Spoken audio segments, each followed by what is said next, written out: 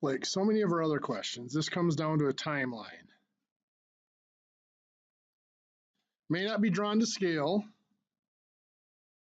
but we're starting at age 23 and going to 35. Then we're going from 35 to 65. And it's really two separate problems. And the second one of those problems has actually got two parts to it. So our first problem is going from 23 to 35.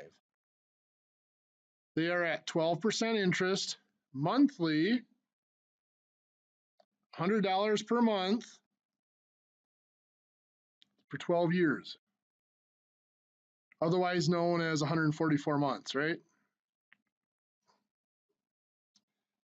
So what we're going to calculate is the future value of that period once you get to 35 years old. So that future value will equal the $100 per month times, now remember, here's where I have three open parentheses, 1 plus 0.12 divided by 12, close parentheses, power of 144 minus 1, close parentheses, divided by, open parentheses, 0.12 divided by 12, close and close.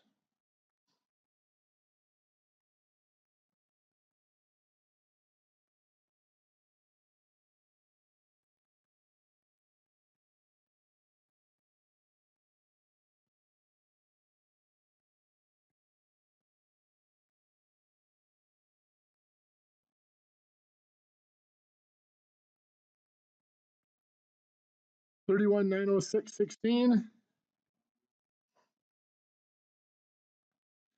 How many of you had that number? Okay. How many of you need more time to do the second half of this?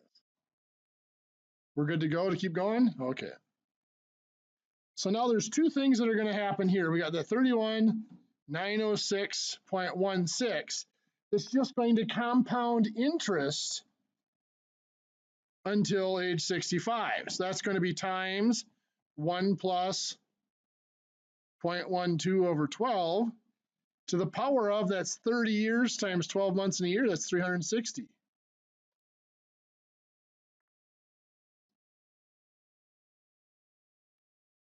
So times 1 plus 0.12 divided by 12 goes to the power of 360. So that turns into 1,147,14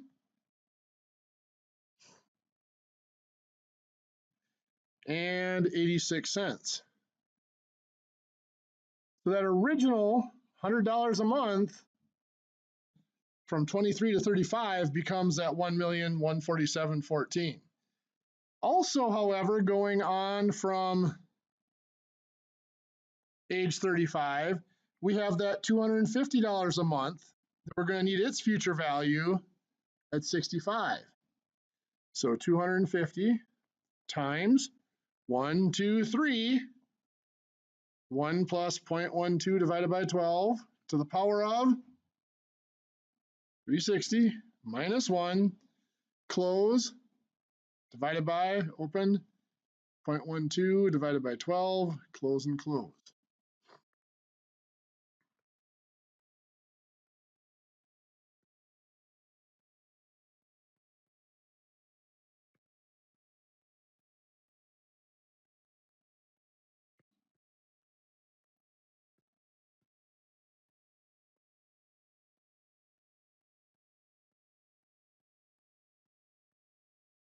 Giving us 873,741 and 3 cents. So the balance, the future value at 65 years of age, is found by adding those together.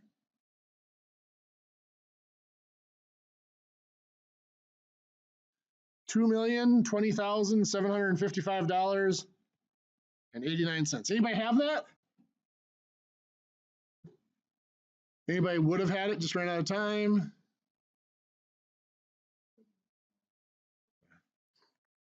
Oh, gotcha. You did 200, so 250. So this came out to something like 675, somewhere in there.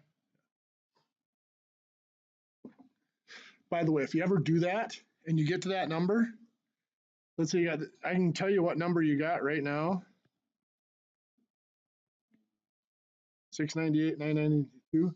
If you ever get to the end and you realize, oh shoot, that payment should have been this, everything else was right, but the payment was wrong.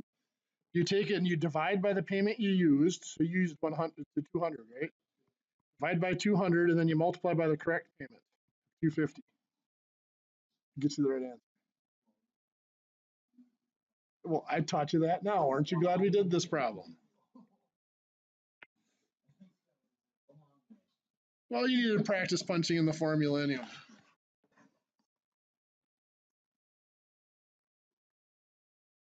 Okay, let's take a look at some of my math lab stuff. Because yes, I do realize their wording and my wording are way different. It's not my fault that they don't word them correctly. I know.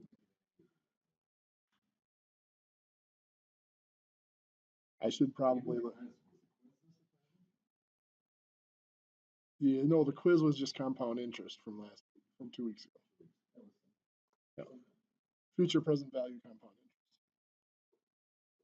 interest. Okay, so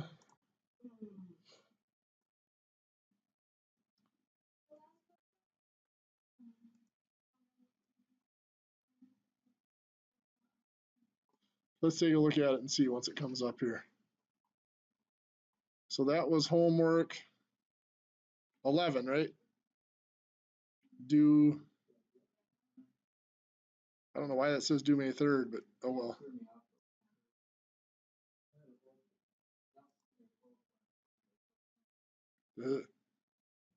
See why the last one. Question 15. So there are 4 options. Invest 31,000 over 4 years in an annuity at 6%. She wants the best plan. Annuity 1 is monthly ordinary annuity at 646 compounded monthly.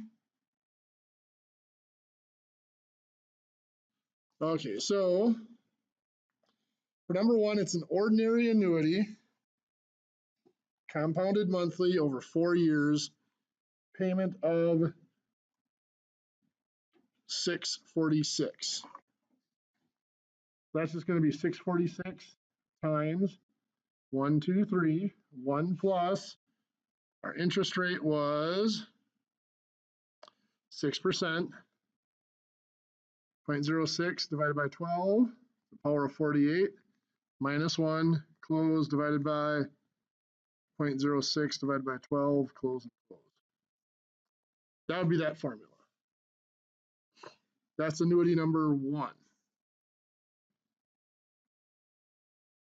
Annuity 2, semi-annual ordinary annuity, 3875 semi-annually.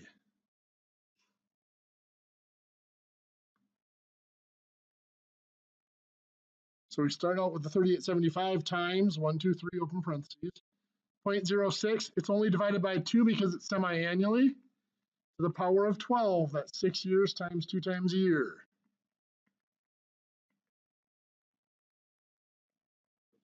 Then of course 0.06 divided by 2 because it is semi-annually. Third option, quarterly annuity due. There's a key word there, annuity due. That changes something. 1938 quarterly. Oops, it's 4 years, not 6 years. Why did I think 6 years? 4 years.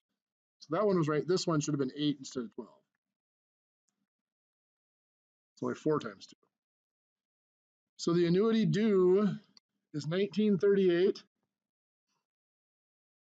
times 1, 2, 3, and it's quarterly. So 1 plus 0.06 divided by 4, the power of 4 years quarterly would be 16 periods minus 1, divided by 0.06 divided by 4, close and close. Remember, here's where we have that extra little term on the end, times 1 plus 0.06 divided by 4.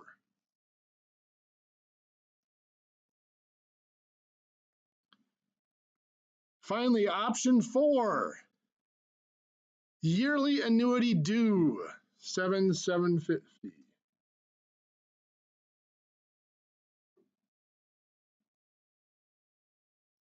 So it is yearly, so it's 1 plus 0.06 divided by 1, because it's once a year. Power of 4, 4 times 1 is just 4 periods. Minus 1 divided by 0.06 divided by 1, close and close. And this is an annuity due, so we do have to have that extra little term there.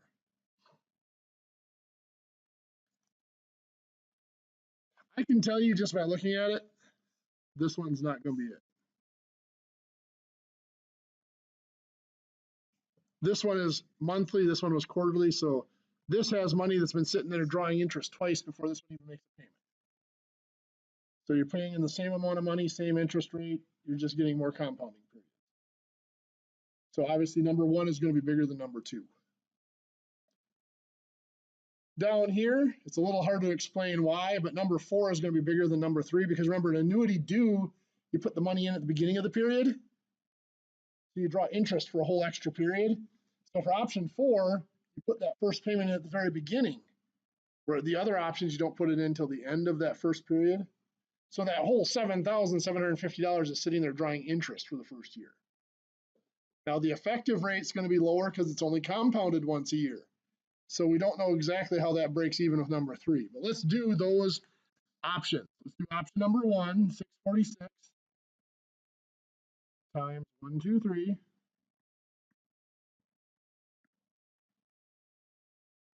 That's monthly, so divided by 12, power of 48.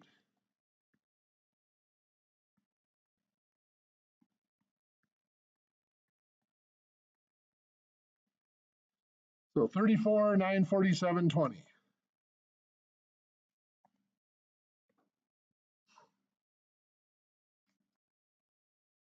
We'll do the other one just for the heck of it. 3875.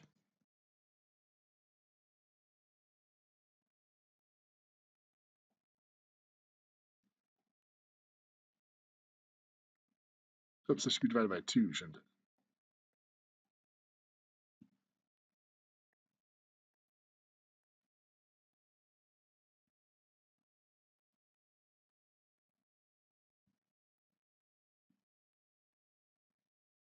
So 34, 457, 80. So you can see that one's smaller, so that one's definitely out of the running. Next, we've got the 1938.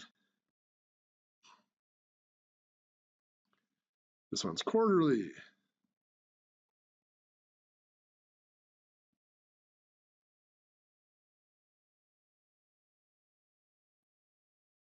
Oh, get out of there.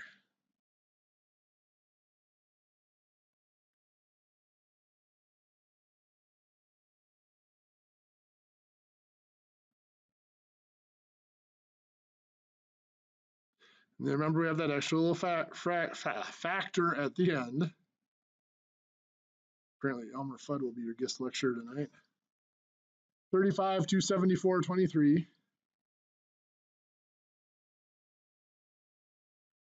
So that one's already bigger than the first one. So option 1 is definitely not a possibility. Let's see what option 4 brings. 7750.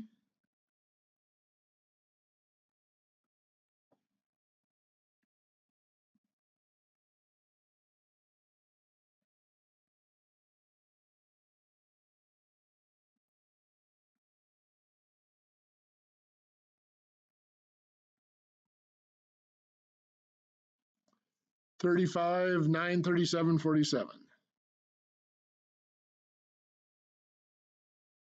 So option number 4 is obviously the better deal. And again, it's because of that term annuity due rather than ordinary annuity. Remember, ordinary annuity, the investments at the beginning, or ordinary annuity, the investments at the end of each term.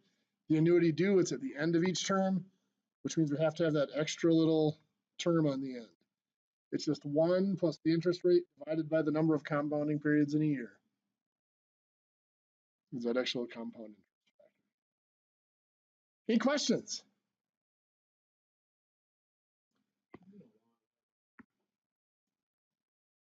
No more than about another 2.5 hours.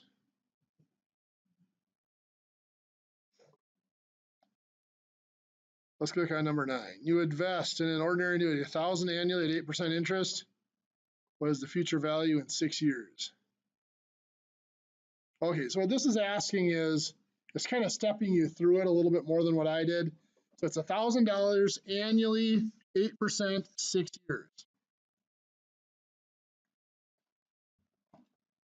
So $1,000 times 1, 2, 3, 1 plus 0.08.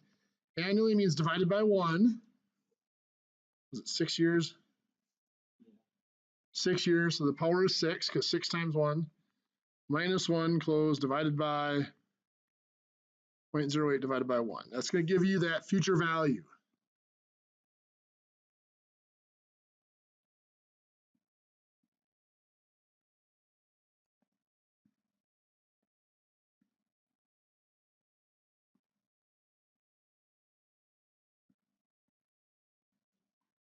We get 73, 35, 93.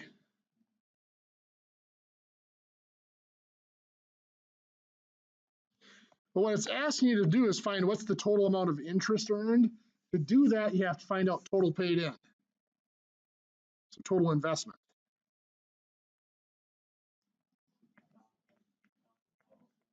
You got it, $6,000.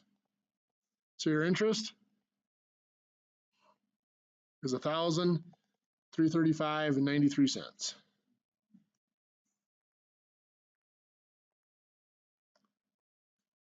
Does that make more sense? Okay. Was there one in particular that gave you problems? Any idea which one that was?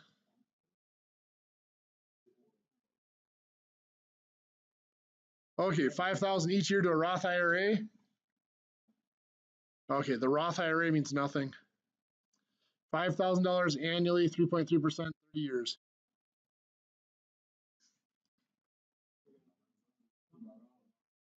This is number 14. $5,000 annually. What was it, 0.033 for 30 years?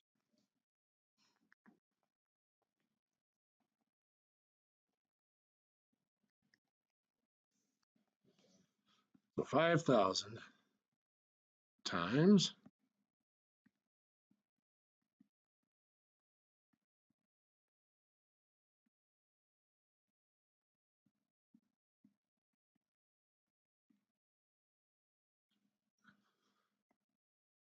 249, 781.66. That is it.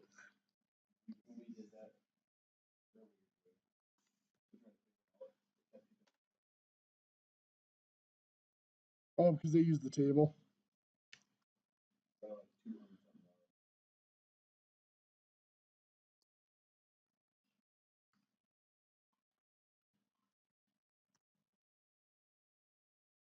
Let's see what they're saying. What you have here. Person making costs were wrong. And this, I don't know if it's pure coincidence. You use the Annuity Due where you add the extra term. But that works? Yeah. There might have been something in the book where when it says Roth IRA, it implies Annuity Due. But you're right.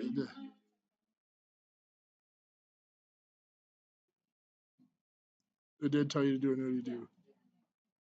Okay. As the fund is, okay. Yeah, I suppose technically the laws on a Roth IRA is a Roth IRA doesn't exist until you make your first payment. So by definition, but there's nothing in the question that would tell you that. I would never do that to you on a test. It would always be Annuity Due, period. No, this is an Annuity Due. And it's just a regular IRA. It's an IRA with some additional tax benefits. Okay. So that was really the big question there, was knowing that an IRA had to be an Annuity Due, which obviously you can see I didn't. The example. Like I said, on the test, I will be very straightforward. It's unless it says Annuity Due, it's an ordinary annuity. it'll have the words annuity due on it.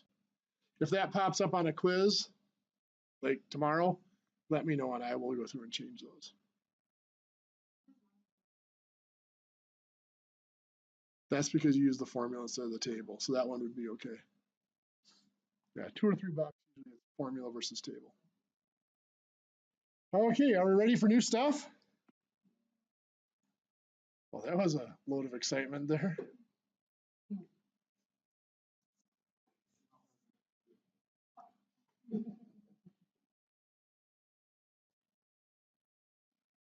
Tonight we're looking at the liquidation phase of an annuity.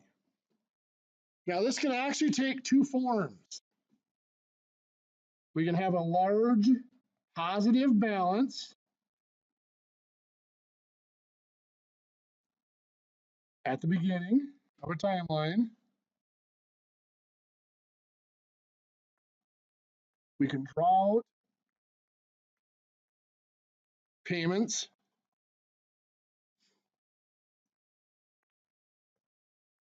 to end at a 0 balance. Or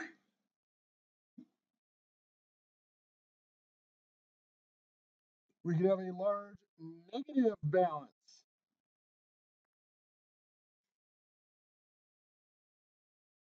We can make payments into it to end up at a 0 ending balance. This first case up here is liquidating an annuity. This case down here is called a sinking fund. That's your mortgage, your car loan, anything like that. So that's actually how you can figure out your payments on a loan. Compare it to a bank. If you're buying from a car dealer, by the way, that's very important to do. Always talk to a bank.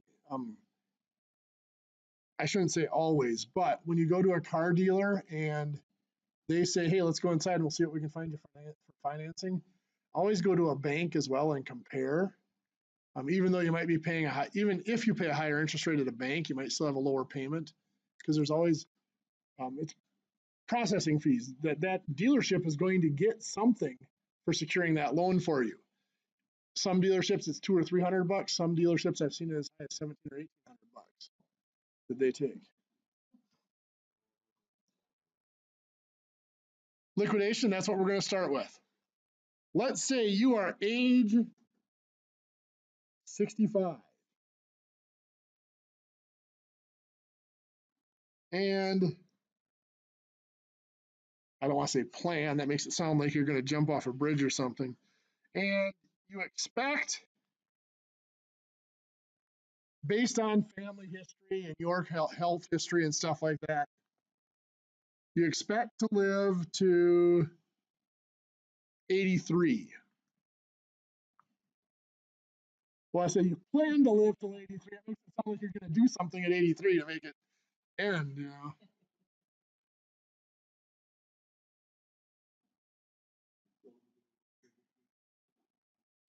You have $625,000. That's a present value, PV, in an annuity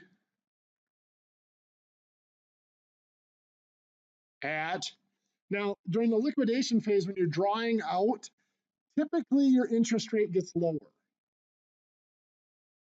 For a couple of reasons. Usually you're drawing it out.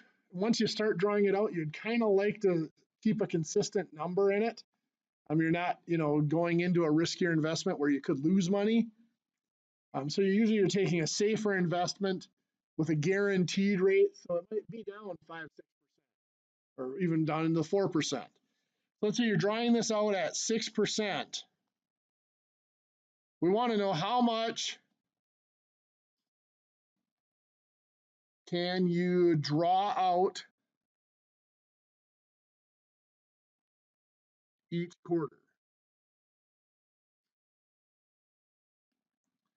Now I just arbitrarily chose quarter just because I tend to focus on months, especially when we do the loans and sinking funds. So here's a liquidation. We have 625,000 right now. That's going to be drawn down to 0. And in between there, we expect regular quarterly payments.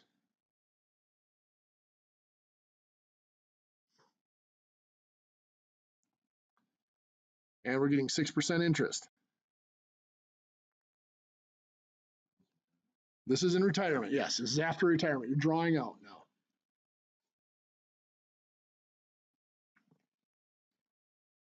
So the formula, the regular draw, some would call it draw, some would call it a payout. It's the money you can take out of it every month, pretty much, is equal to that present value, that starting dollar amount, divided by, this next part's going to look really familiar, 3 open parentheses, 1 plus rate divided by n. Remember, n is the number of periods in a year. This one's quarterly, so it'll be 4. Close parentheses. That power of n times t, that's just your number of periods. Minus 1, close parentheses, divided by, open parentheses. Now here's where it changes a little bit.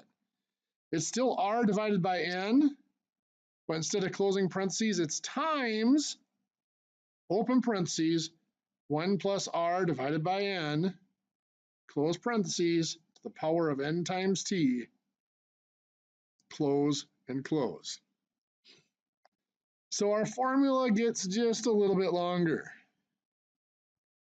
So for this example, that present value is $625,000 divided by 3 open parentheses, 1 plus 6% is 0.06, divided by what? N is 4 because it's quarterly. Open parentheses to the power of, it was 65 to 83 is 18 years, times 4 periods a year is 72 periods, right? So that's the power of 72 minus 1, close parentheses, divided by, open parentheses, 0.06, divided by 4. And then again, here's where it changes, times, open parentheses, 1 plus 0.06, divided by 4 because it's quarterly still, close parentheses, power of that 72 again, close and close. This one can be infuriating if you have a calculator with sticky buttons on it, because if something doesn't register, there's a lot of chances for that key to malfunction. It's always frustrating on this calculator because the buttons don't always register.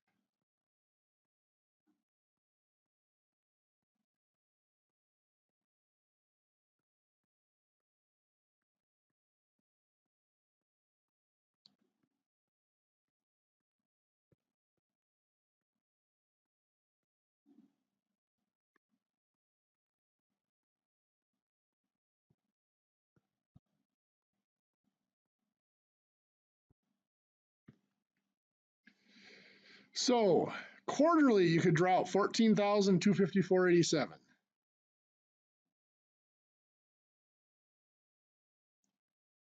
$14,000 a quarter, that's like $4,500 a month. That's not terrible. Of course, it's only over 18 years, so hopefully you make it past 83, right? Maybe. Hopefully. True. Yeah, you'd be out of money on that, on your annuity. $14,254.87. So let's take a look at this. Sam will have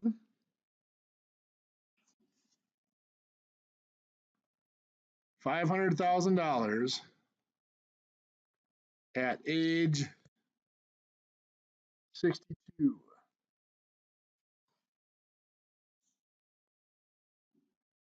Sam will invest at 5.2% and expects to live to 92. Let's go. How much can Sam draw each month?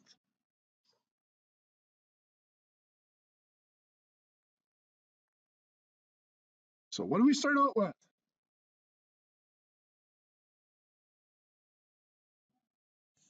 The 500,000, present value. Multiply or divide? Divide. That's the big number. We're going back to the little payments. And yes, there are 3 open parentheses. And then 1 plus 0.052 is our interest rate. Divide by 12 because it's monthly per month. Close the parentheses. How many years is this going to go for? 30 years. And how many times a year?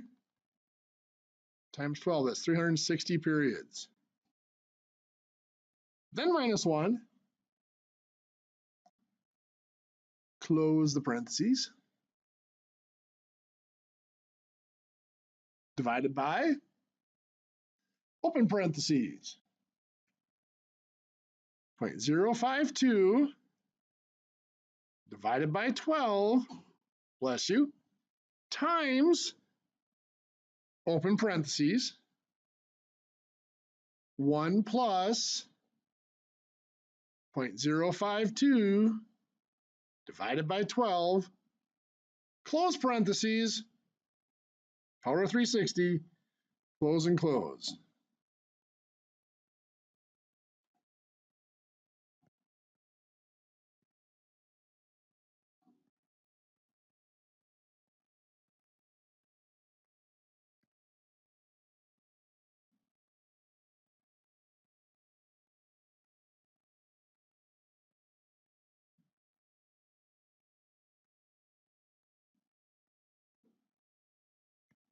Oops, I screwed something up there.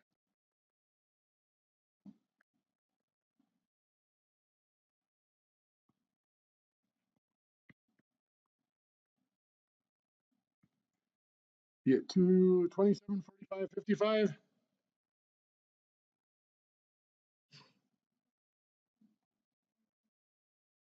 That seems a little high. That's right, 27, 45, 55. Okay.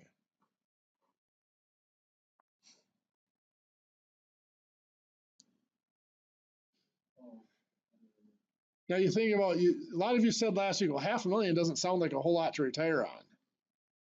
But I mean, even only at 5.2% investment, you're drawing out $2,700 a month. That is, $31,000, $32,000 a year. That's survivable today. Now remember, we said it's probably going to double in 30 years what your cost of living is. But you also have to remember you're not going to pay as much income tax too. So a $40,000 income right now, you're probably only keeping maybe $28,000 of that after taxes. So that means really all you need is $28,000 to live on in retirement to have the same lifestyle. I'm gonna have you guys try one.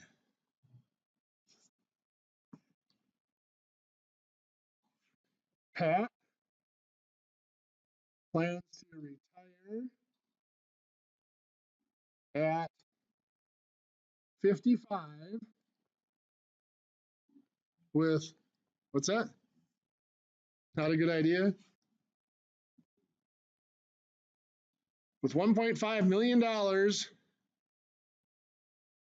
invested at 7.5%, Pat expects to live to 90. How much should Pat draw each month?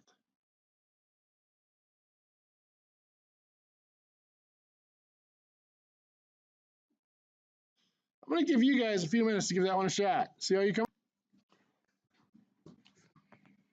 So we start out with the $1,500,000 divided by 1, 2, 3. 1 plus 0.075 divided by 12 to the power of 420. 35 years is 420 months. Minus 1, close, divided by, open parentheses, perfect, 0.075 divided by 12 times 1, perfect. Okay, so yes, times parentheses 1 plus 0.075 divided by 12, close parentheses, power of 420, close and close. 222 million sounds a little high.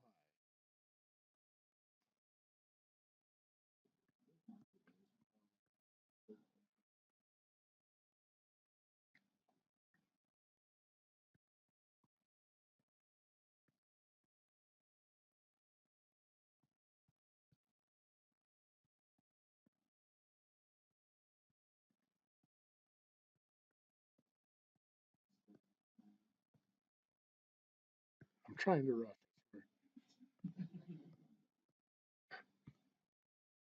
10, 113, 64. Holy crap. 10 grand a month. So 1.5 million. I'm retiring at 55.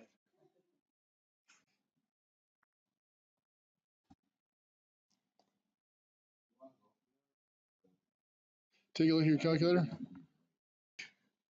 Let's squeeze in a sinking fund. Let's say you want to buy a new truck. You work at the Ford dealership. What's their most expensive F-150?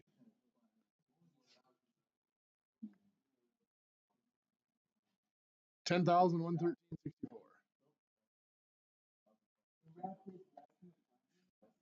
There's all those options on it. Later, it's lightweight. So you got a new truck, $65,000. Now we're going to do two comparisons here. We're going to say Kelly has good credit.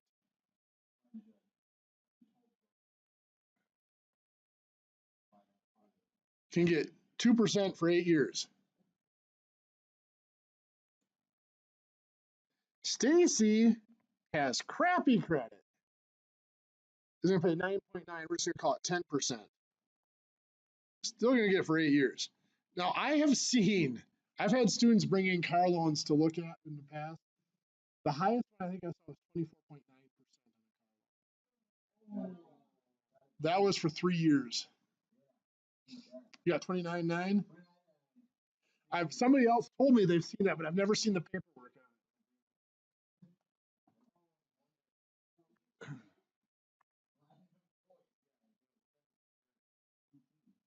You may want to pay that off as early as you can. Just saying.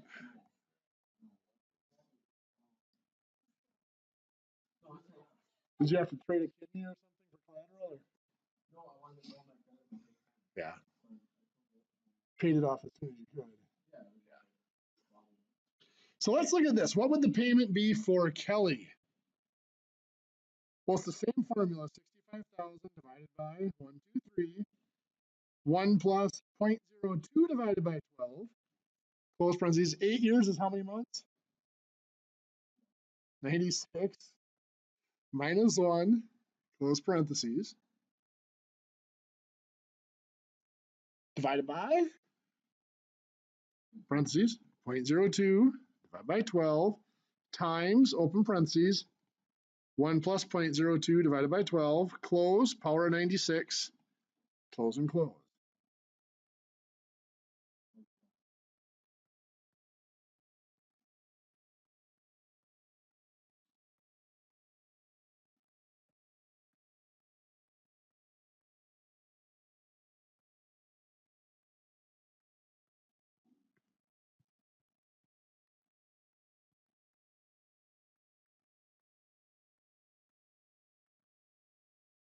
$733.26 a month. Now I know people that make monthly payments like that. I think that is, for a car, that's outrageous. Yeah. Now a $32,000 car would be half that. A $32,000 car would be about $350 a month. That's still.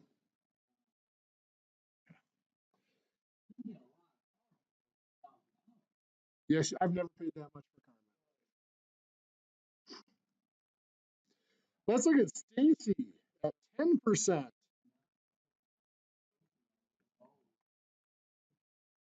Stacy would be better off getting a bicycle and leaving 2 hours early for everything.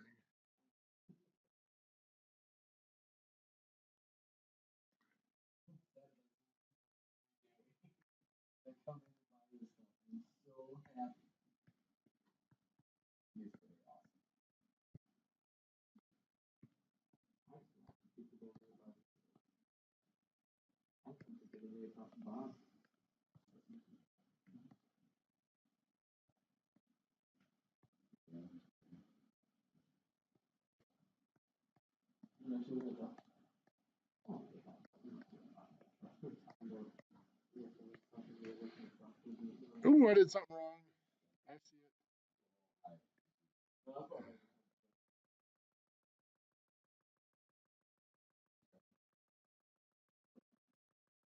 I put in time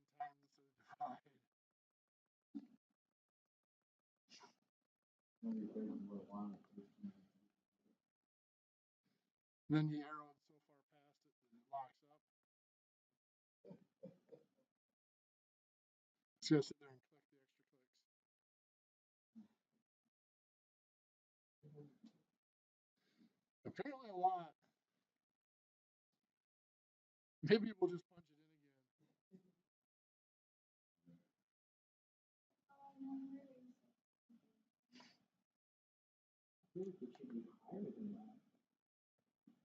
I mean, from 2% to 733, I'm not saying you're wrong. 986.32. Yeah, she was right. It seems like I feel like it should be higher. That's only 8 years though. And it's $253 a month more. But now look at this though. This times 96. Let's just do that. Times 96 for that one, times 96 for this one. What are you paying for that car? You're paying $94,687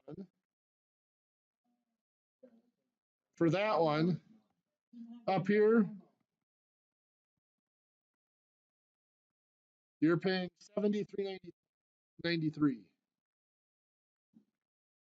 So here you're only paying $5,000 in interest. Here you're paying almost $30,000 in interest.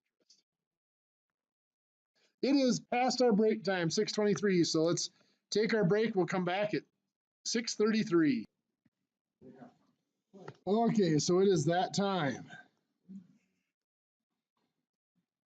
Let's go the other direction. So we talked about how much will you need to retire on. Well, let's say that you feel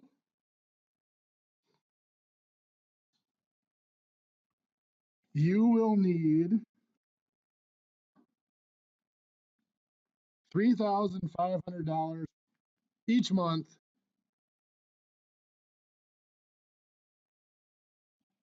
to live on in retirement.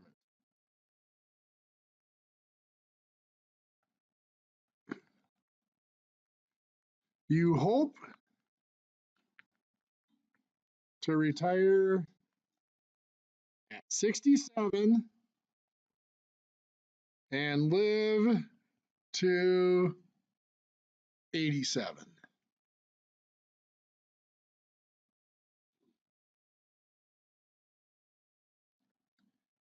If you can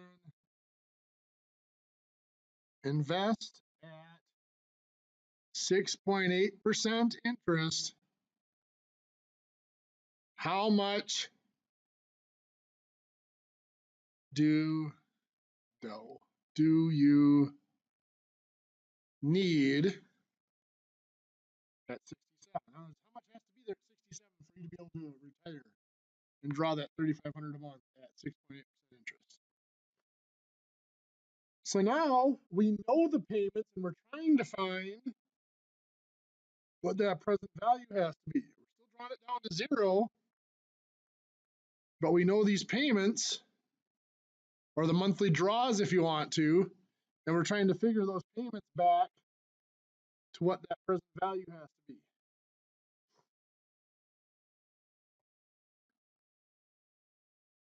So our formula changes ever so slightly. The present value is going to equal to that monthly drawing. So divided, it's going to be times 1, 2, 3, and everything else stays exactly the same. 3 open parentheses, 1 plus r divided by n, close parentheses,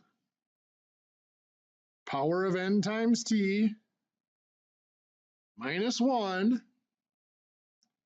close parentheses, divided by, open parentheses, r divided by n, times, open parentheses, 1 plus r divided by n, close parentheses, power of n times t, close and close. So for this lovely example, it's 3,500 times 1, 2, 3, 1 plus 0.068 divided by 12. Close, the power of 67 to 87 is 20 years times 12, 240. Minus 1, close, divided by, open, 0.068 divided by 12, times, open parentheses, 1 plus 0.068 divided by 12, close, power of 240, close and close. Yes, sir? There's a lot there. Yes.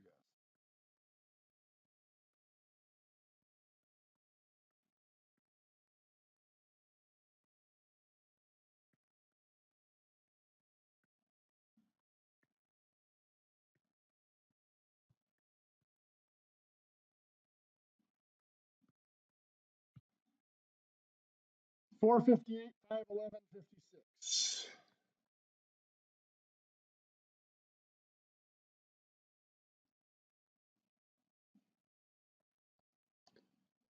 $458,511.58 or 56 cents. What do you think?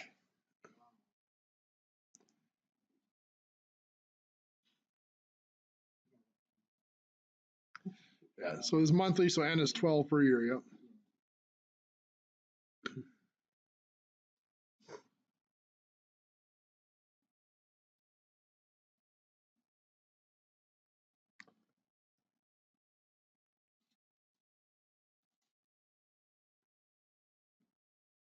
So Kim plans to retire at 62 and live to 97.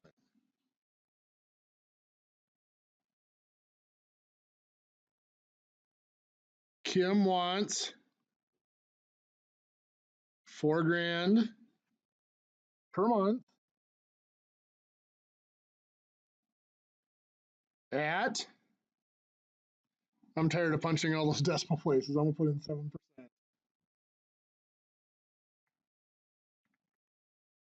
Find the required present value.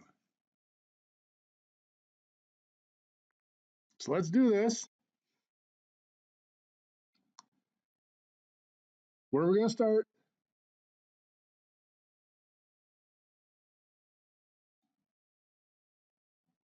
$4,000 times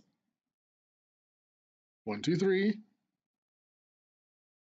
1 plus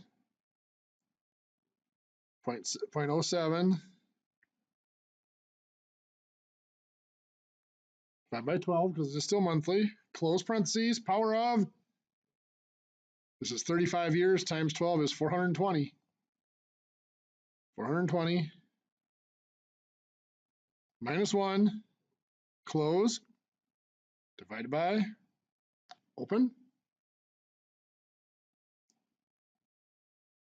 0.07 divided by 12. What's next?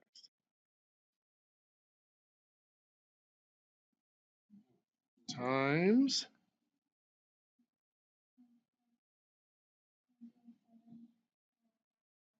divided by 12. Good. 1 plus 0.07 divided by 12. Close. 420 minus 1. Close and close. We all have our dyslexic moments, right?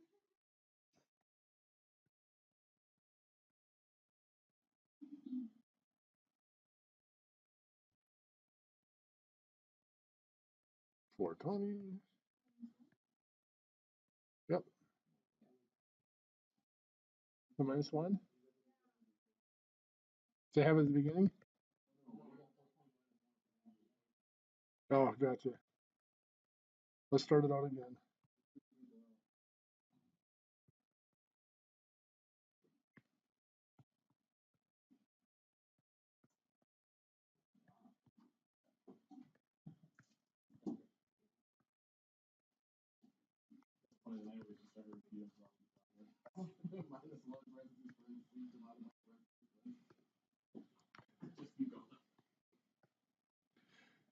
Well, this last term here inside that last set of parentheses is kind of tough because it's 0.07 divided by 12 times parentheses 1 plus 0.07 divided by 12. It is very repetitive. So 626, 118.84.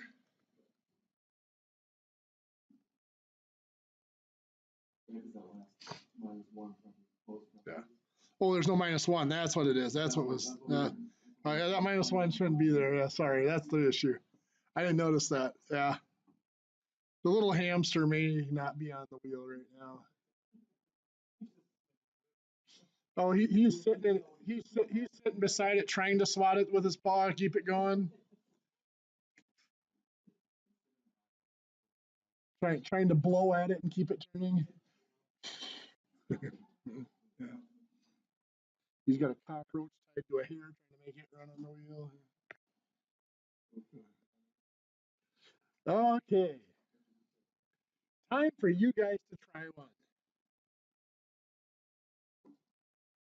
Alex wants 40,000 per year to retire on.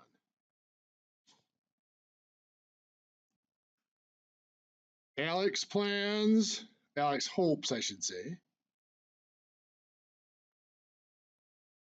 to retire at 65 and live to 90. At 6% interest, how much does Alex need at 65? What's that present value at 65? I'll give you guys a. So let's see how many of you caught this. So 40,000 times 1, 2, 3. 1 plus. You want a second? Sure, we'll pause. Okay. So 1 plus, we'll get that back here. 0.06 divided by 1 because it's yearly. The power of 25 because it's 25 years times once a year. Minus 1, close, divided by open. 0.06 divided by 1 times, open, 1 plus 0.06 divided by 1 to the power of 25, close and close.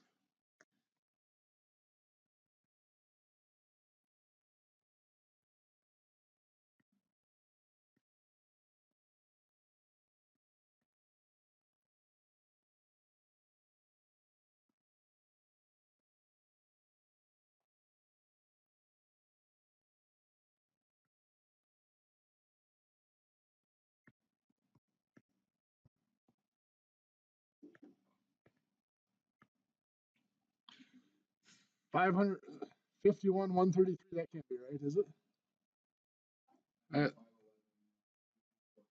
I missed a zero then.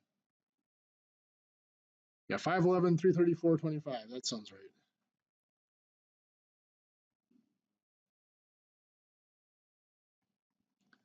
I must only put in 4,000 instead of 40,000. So for $500,000, you get 40 grand a year for 25 years. That's not bad. What do you guys think? Not horrible.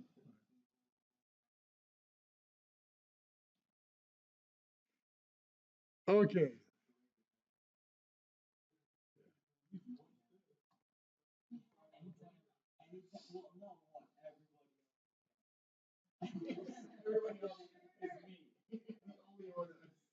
Tim needs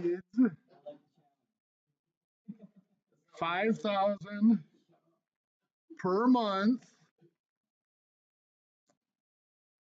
to live in retirement.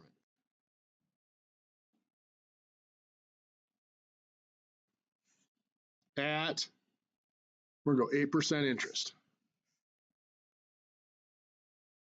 Tim wants to retire at 60 and live to 90. Tim also wants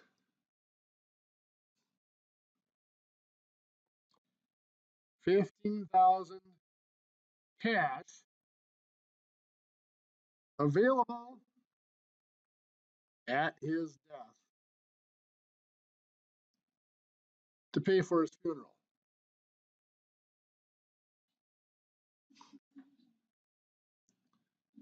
How much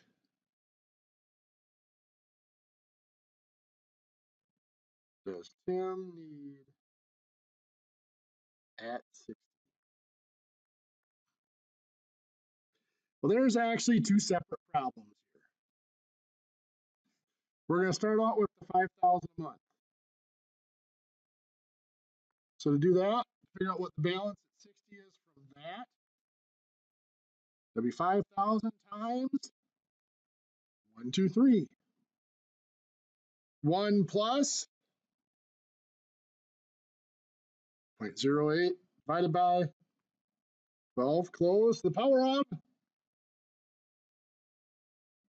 360, good. 30, 60 to 90 is 30 years. Minus 1, close, divided by, open. 0.08 divided by 12 times, open parentheses, 1 plus 0.08 divided by 12, close parentheses, power of 360, close and close. Let's do that.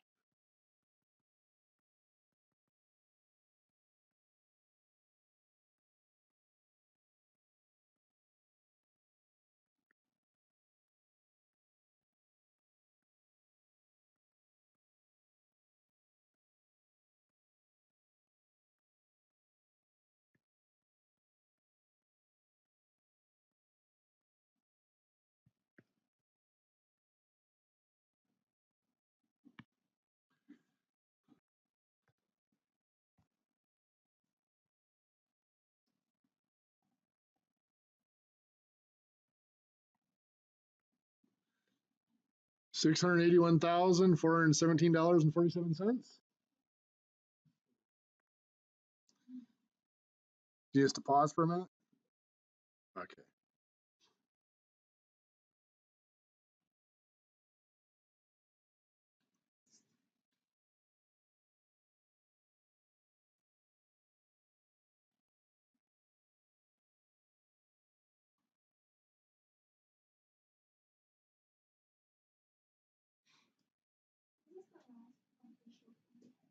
This is our last lecture, yes.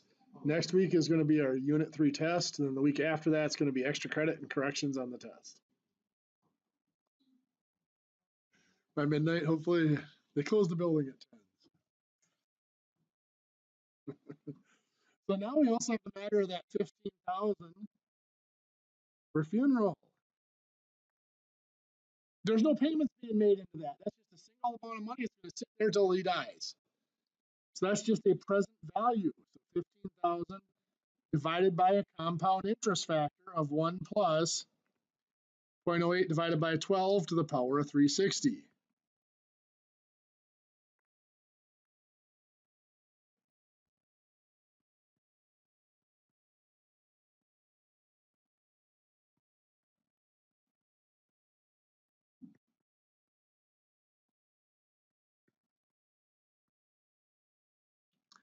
$1,371.65.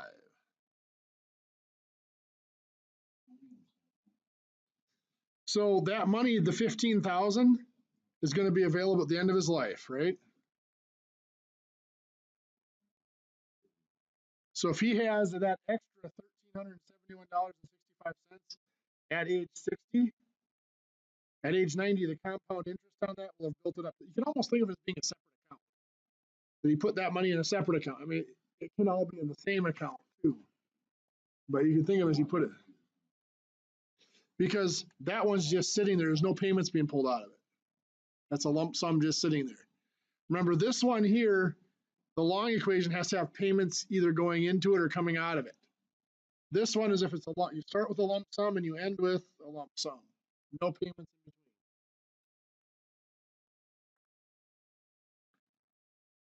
So that total,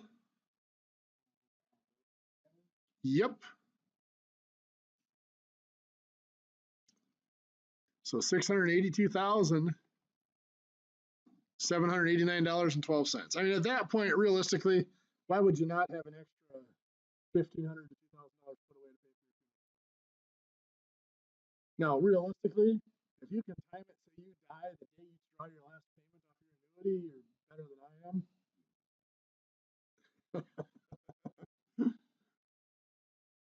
Get a 30-year term policy and check out with 1 month to go. I don't know.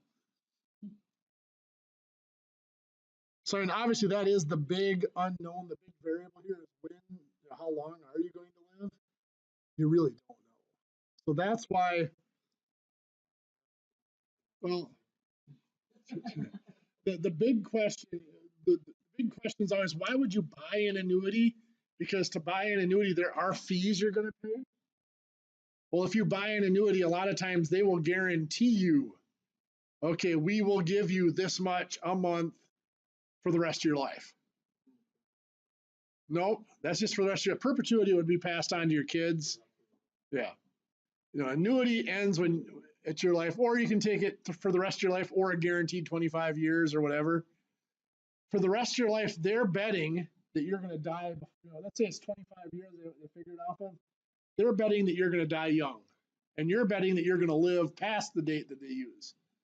If you die before the time, they get to keep the money. They made extra money on it. If you live extra long, they lose money on you. How do they stay in business? Well, because they're selling these to hundreds of thousands of people, and some of them live longer, some of them live less than that time. Guess which side more of them fall on? Less. That's where the math comes in, the statistics that we talked about in weeks 5 and 6, figuring out what is the average lifespan, looking at what are their risk factors. Do they smoke? Are they overweight? Do they have high blood pressure?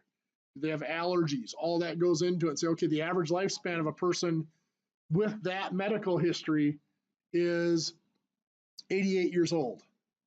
So we're going to bet that we're going to figure it out as them living till 90. We're going to add, have a little cushion on there. And then that's what we're going to figure their payments off of. So if they die actually right at 88 when we expected them to die, we come out ahead. If they live past 90, which means they're going to go a few years past where we expected them not to die, then we've lost money. Yeah, have a set term and that's it, yes. But most of those term annuities like that are a losing bet. You would do better just investing it yourself. and disciplining yourself to only draw a certain amount a month. Yeah. A lot of those term annuities, that is the only real benefit is a death benefit if you die early. A lot of those annuities are packaged with like a decreasing term life policy. So it's time to have a little fun.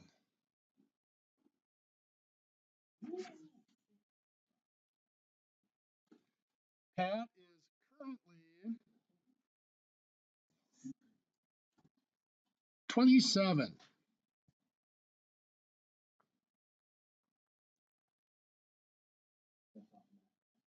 Pat invests $200 a month at 11% until age 67.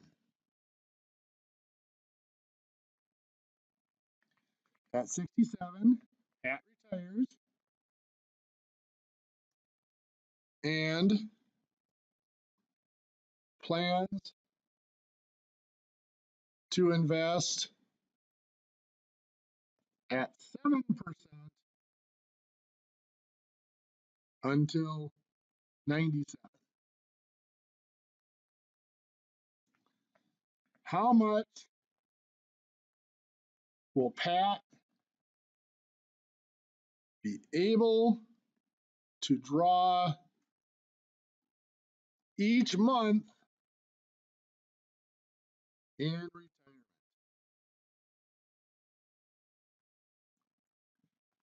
So these problems here have two stages. Pat right now is 27. At 67, plans to retire. 97, I'm just going to put it bluntly because I'm too lazy to write out anything longer. Die at 97. So let's look at what we have here. Between 27 and 67, we know 11%, 200 per month, 40 years. Between 67 and 97, we know 7%, 30 years, but we do not know that dollar amount per month, do we? That's what we're looking for. How much can you draw per month in retirement? So that's what we're looking for. So that means we're going to end here, which means we have to start over here. We have to start on the side that we know all of the pieces. So what's going to happen is we're going to calculate this to find a future value. So that future value is the ending amount that they have at 67 from investing for those 40 years. But that future value then also becomes the present value for the liquidation phase. Any questions so far? So let's start this out. This is the side, it's the accumulation phase that we know percent, amount per period, and years, number of periods. That's our three things we need. So that's the side we know it on. We're going to calculate that future value. So that future value equals 200 a month times 123, 1 plus 0.11, it is per month, so divide by 12, close parentheses. It's 40 years, so how many periods? 480, so the power of 480 minus 1 and close parentheses. Divided by, open parentheses, 0.11 divided by 12, you're right. Close and close. Remember, this is accumulation phase. We don't have that extra term on the end.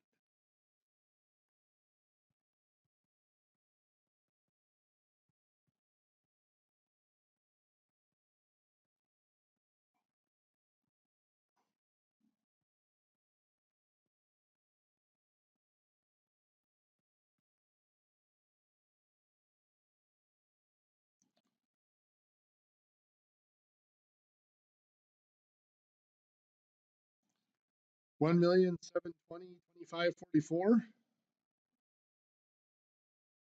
So over $1.7 million. That's not bad. So remember, we said that future value of the accumulation phase becomes the present value for the liquidation phase. So that's what we're going to start our next calculation at. But it's going to be divided by 1, 2, 3.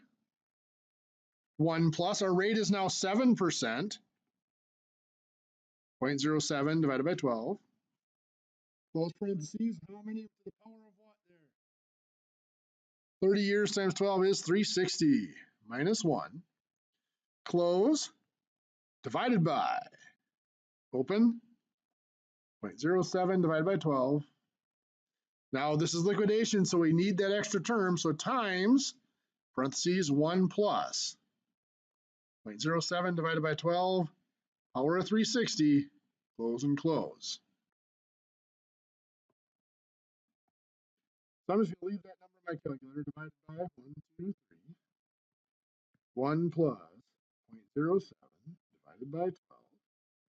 Close, power 360 minus 1, close, divided by open. 0.07 divided by 12. Oops, no close. Times open. 1 plus 0.07 divided by 12. Close, power 60. Close and close. 11,443.37.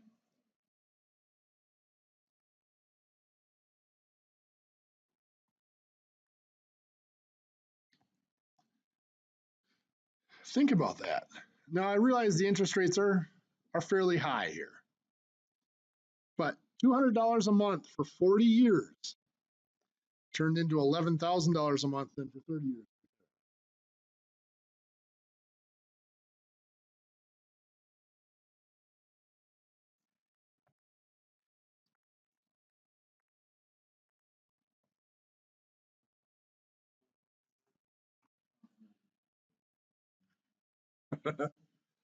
Chris hopes to draw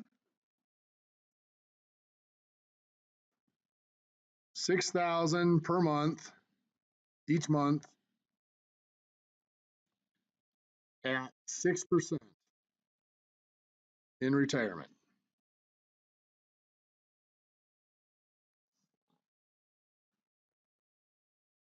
Chris plans to retire at 62, live to 92, and is currently 22.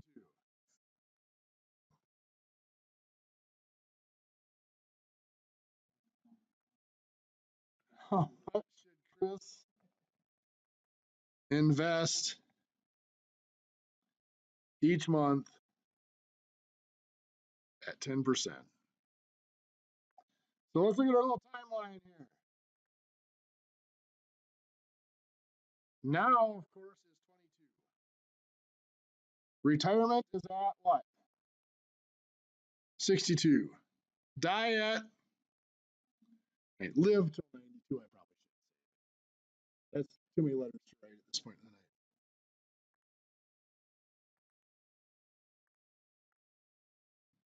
So between 22 and 62, we know 10%.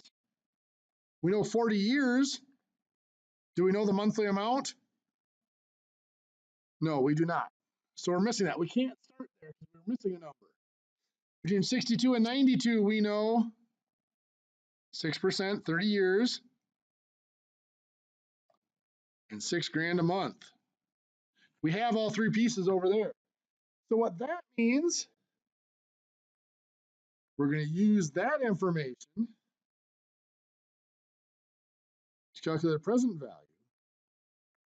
And then that present value becomes the future value for the accumulation stage. And we'll use that to go backwards to calculate those payments.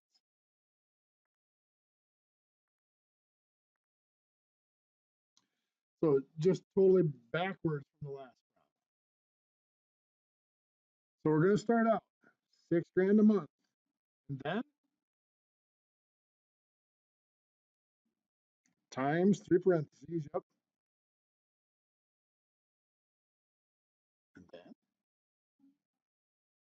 1 plus 0.06, because it's accumulation or liquidation, divide by 12, and then close parentheses, power of 360, because it's 30 years, and then minus 1, close, divided by 0.06 divided by 12. This is the liquidation, so we do need the extra term. You know, I always do that, and I do it on purpose. You'd be surprised how many people aren't old enough to remember that movie anymore. Yep. And then just an egg roll.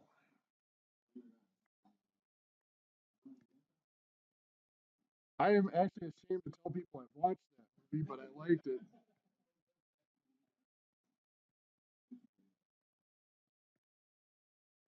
But I do that all the time. You probably know.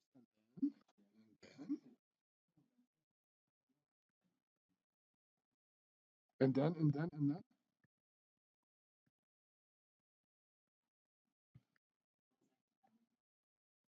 Oh yeah, it's in there. So you need $1,749.69. So that's what the present value needs to be to start that liquidation phase. To answer that question, yes.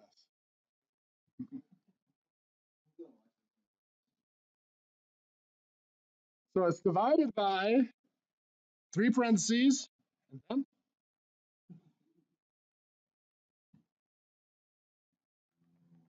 0.10, because 10%, right? Divide by 12, close parentheses, and then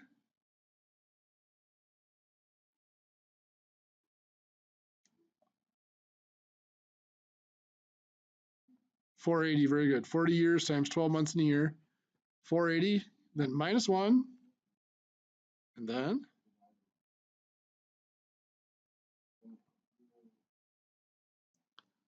close and close. That is the accumulation phase, so no extra term.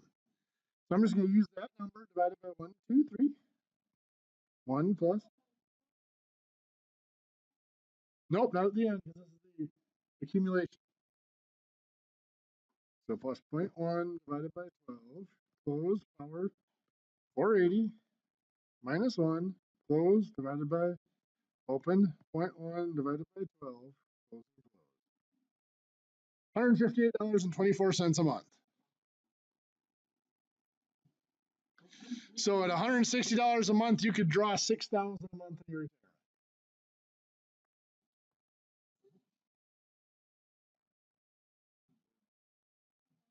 If you can get those terms.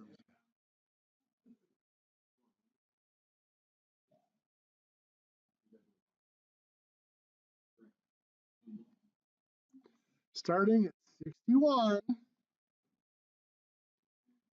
Kyle invests, starting at 61, wow. How about starting at 21? That's what I was hoping for.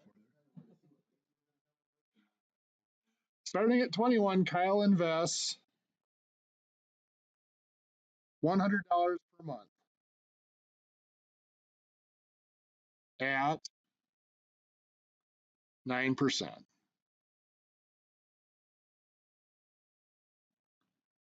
Kyle retires at 67. Expects to live to 93. If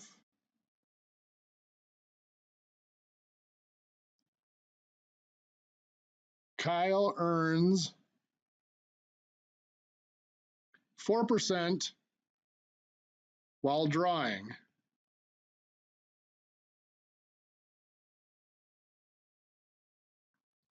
how much can be drawn each month?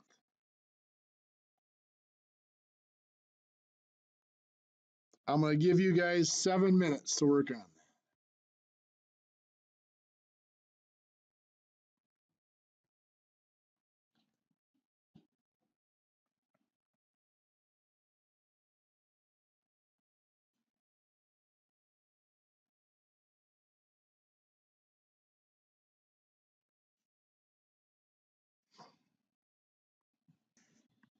To give you some hints to make sure you're on the right track. Now, Kyle's 21, plans to retire at 67, plans to end his retirement at 93. From now until 67, what do we know? 9%, $100 per month, and that is 46 years. From 67 to 93, 4%, don't know the dollars a month, 26 years. So where does that tell us we have to start? The now. We're going to use that to find the future value. I am going to pause again and let you guys keep. I will come back in and we'll double check to make sure you got the right future value there in a couple minutes. So you'll notice I left the end off this formula. How does this formula end? Close and close, yes. That is during the accumulation phase, so there's no extra term there. So that future value would be 100 times 123, 1 plus 0.09 divided by 12. Close parentheses to the power of 552. 46 years times 12 months years, 552. Minus 1, close, divided by open, 0.09 divided by 12, close and close. So 811, 201, 47. That is your future value here, and that will be your present value that you start out the liquidation phase. So I'll give you a couple minutes to do your liquidation phase. Actually, I'll give you a minute to do your liquidation phase. So we have our equation there. We're going to start with the 811, 201.47 divided by 123, 1 plus 0.04 divided by 12, close. Now it's 26 years, that's 12 months a year is 312 periods, minus 1, close, divided by open, 0.04 divided by 12. This is liquidation phase, so we have the extra term, 1 plus 0.04 divided by 12, close, power, 312, close and close. 4186.20. Oops, where'd that go?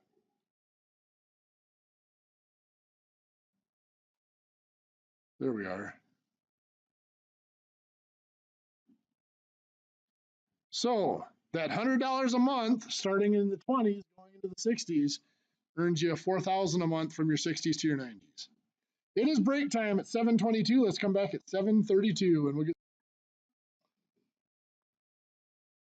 So this one here, I just had you try. I'm going to have you try one more.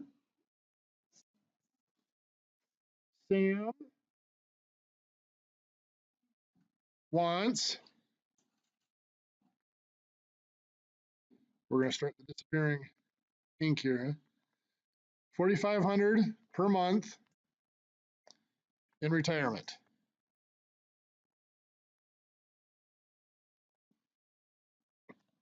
Sam is 32, plans to retire at 65 and live to 89. If Sam can earn 10%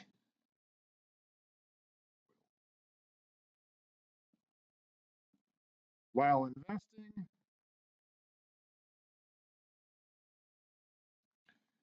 and 4% while drawing. How much should Sam put away each month? I'll give you guys a couple minutes to set it up. I'll jump back in, make sure you got it set up right, and we'll work from there. So just to go over setup, right now we're at 32. Retire at 65. Die at 89. From now till retirement, what do we know? 10%, 33 years. We do not know the dollar amount per month. So in other words, we're not going to start there. We're missing a piece. From 65 to 89, we know 4%, $4,500 a month. And yeah, we subtract to get 24 years. So that means we're starting with the liquidation phase, finding the present value and working backwards from there. So have you find that present value, and I'll jump in and double check your present value in a couple. So setting up the formula here, you notice I stopped at that same place again. Do we terminate it now with two closed parentheses? No. This is the liquidation phase, which means we have the extra term. Where'd the 288 come from? 24 years times 12. Very good. So we'll punch that in.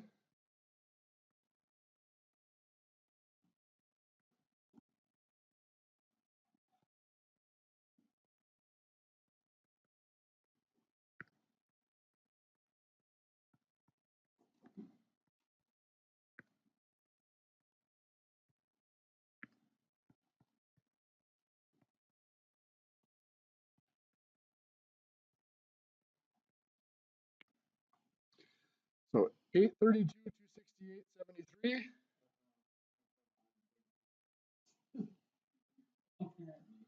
You might have divided instead of multiplied. Is that what you guys came up with?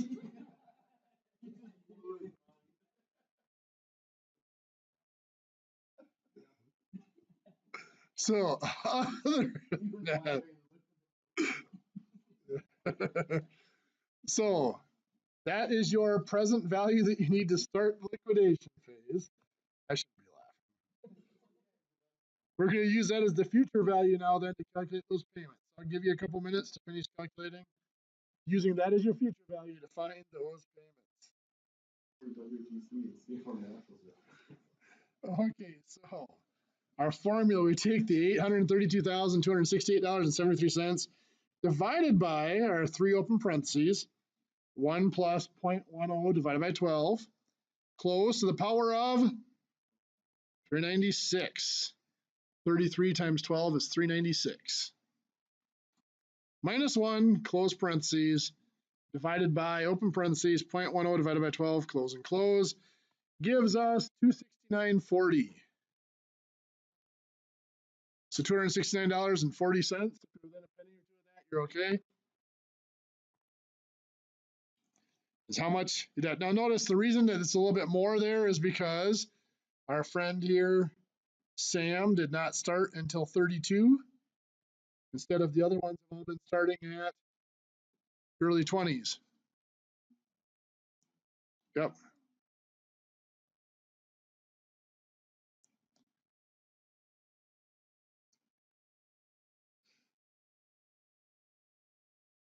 So now you knew something was coming. Some of you even asked. So here it is.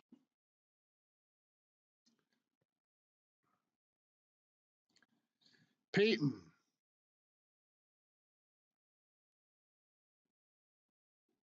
is 24,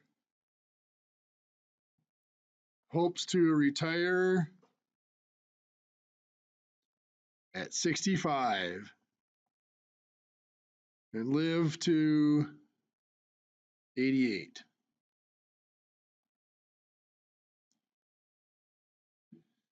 Peyton can earn 4 point, back here, 4.8%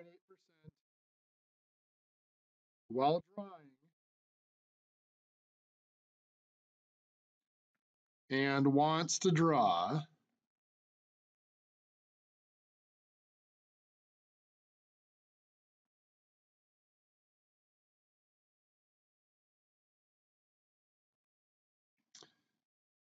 let's make it easy. $4,500 per month again.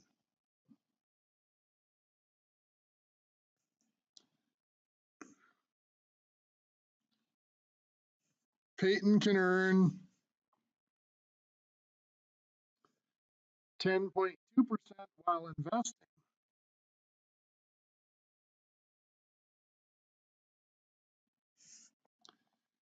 At 45, Peyton wants to draw out $20,000 for a down payment on a house.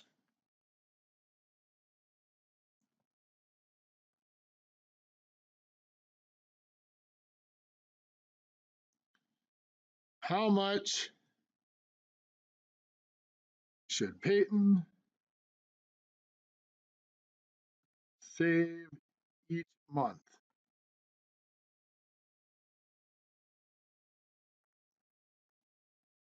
So this time is just a touch convoluted. Peyton is currently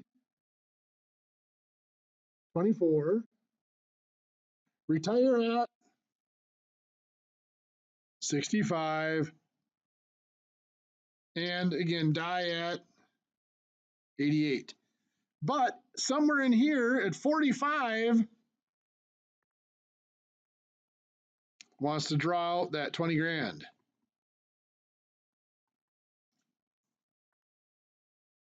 Let's look at what we know. Between 24 and 65, 10.2%, 41 years, we do not know the dollar amount per month. So obviously we're going to work our way backwards.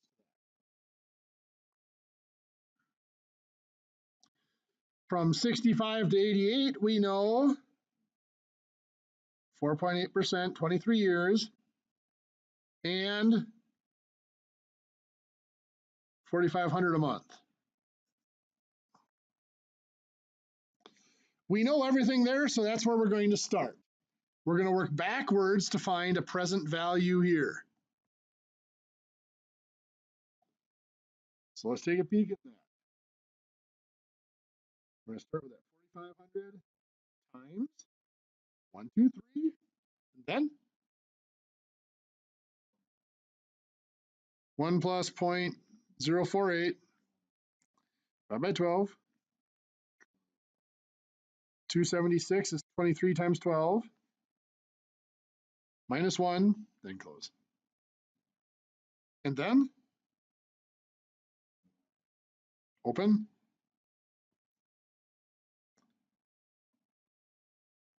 $0.48.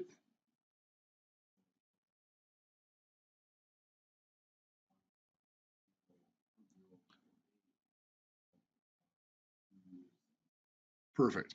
This is during the liquidation, so we have that extra term there. So let's punch that in.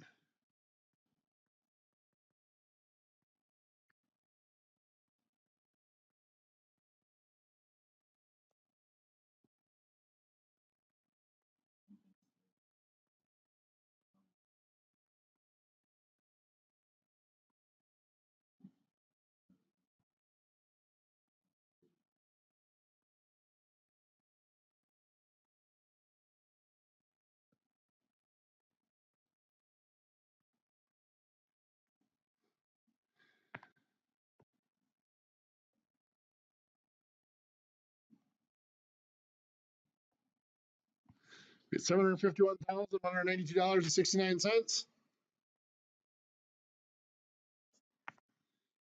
Okay, so that part, just like what we've done on the last couple examples. The problem here is how do we handle this $20,000 that's going to be withdrawn at 45? What we need to do is we need to figure out how much that reduces the future value.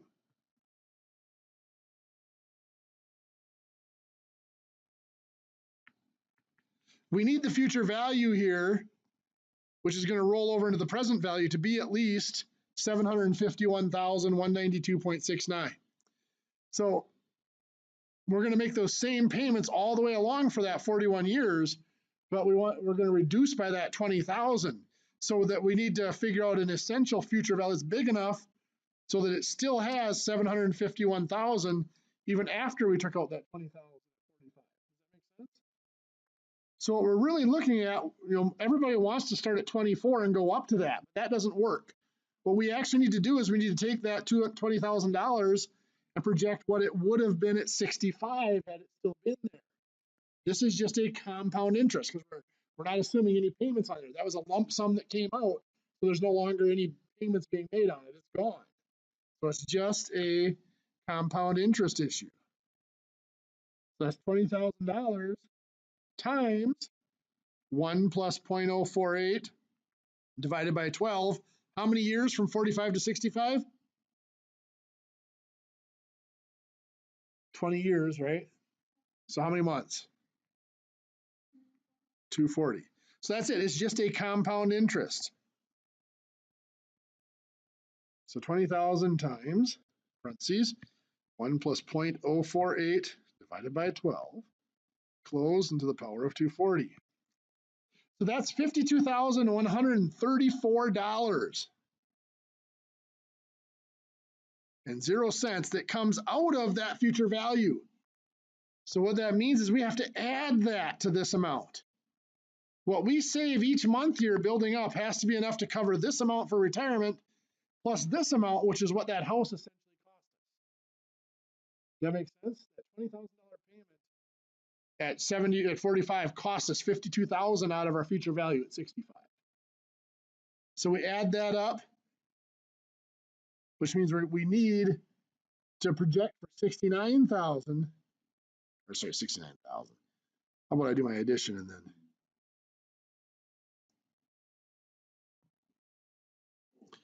Yep, I will bring that back up in just a second. So we need to project for $773,226.69. That does not look right. What did I do wrong? 803. How? I really added that poorly.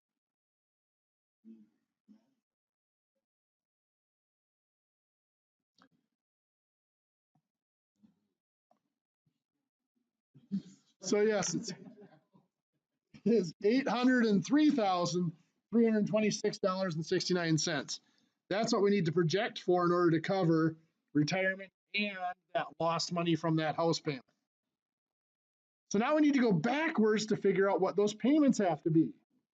So it's going to be that 803,326.69 multiplied or divided. Divided by 123. 1 plus, what was our rate? 10.2 becomes 0.102. Divided by 12. Close to the power of 41 years times 12 is 492, right? Minus 1. Close, divide by, open. 0.102 divided by 12. Do we close and close? Yes, we do. That's the accumulation phase. We are done there.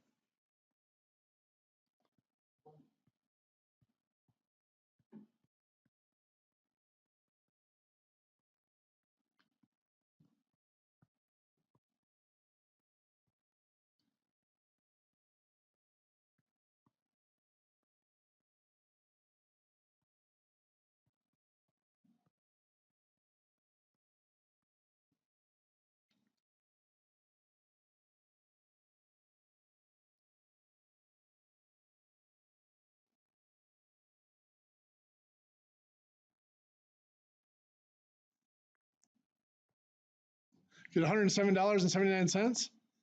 Now we're not quite done yet. We have to double check something. Now we have to go back and double check that 24 to 45 at 10.2% at $107.79 per month for 21 years. Will we have enough to draw out 20,000? In other words, we need to calculate, will this be at least $20,000? If it's not at least $20,000, this whole example isn't going to work. You'd be going in the negative there, right? So let's take a peek. So 107.79 times 123. This is accumulation still. 1 plus 0.102 divided by 12.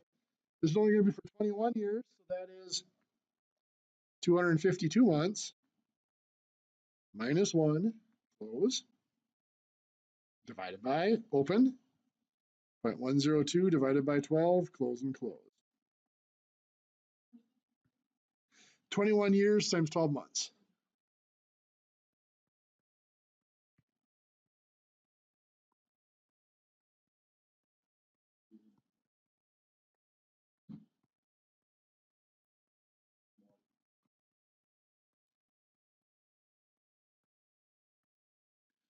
He's got 94,000 at that point. He is, yes.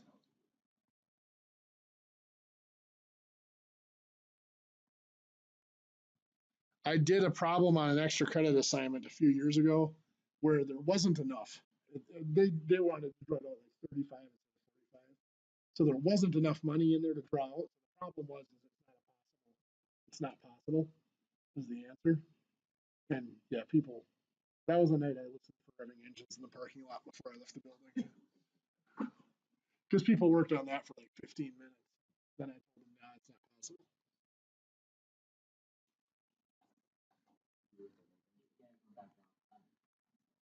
You're still writing? Okay. That part is all you need? Yeah. Okay. There is a new quiz due tomorrow, Thursday, at 11:59 p.m. There is still a new homework due next Wednesday. And of course, test 3 is next Wednesday, May 9th. Now there's a couple things. There will actually be a new quiz next week, Thursday. That is extra credit. I always said I offer to drop one quiz. Well, that's your chance to get a second quiz dropped. If you do that one and you do better than your scores on some of your other quizzes, I'll replace one of your quizzes with that score. So I'll drop your lowest quiz and then I'll replace your second lowest quiz with that one if you do better on it. No, that quiz is just on what we covered tonight. So the quiz that's due tomorrow is on what we covered last week, the accumulation phase. The quiz next week's on what we did tonight. So last week's test is on. Next week's test is on. Simple interest, remember.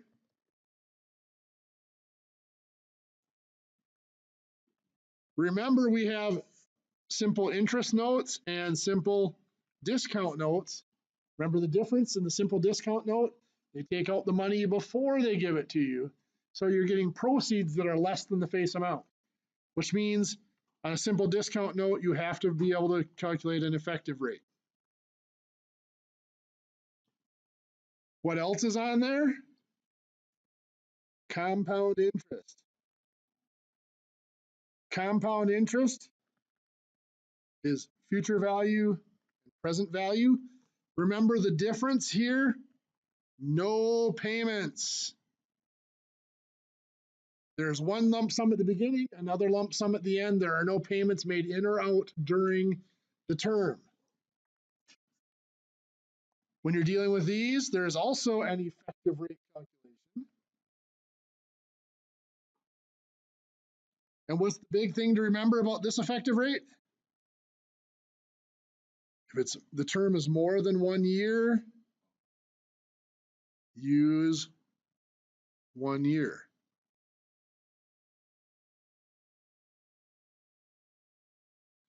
less than 1 year,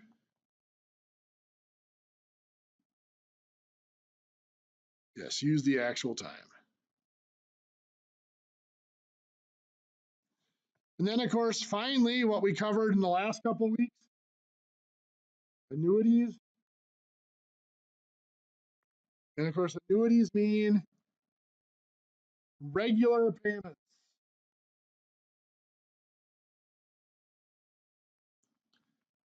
Monthly, quarterly, or yearly, annually, in or out of the balance. That's the toughest part on any of this, is figuring out which method, which type of interest are we talking about. So that's the big difference. Payments made in or out. I did try for the most part putting them on the test kind of in the order that we covered them. So simple interest kind of comes first, and then compound, and then annuities, just to kind of try to be nice. Okay, well, that is it for this week.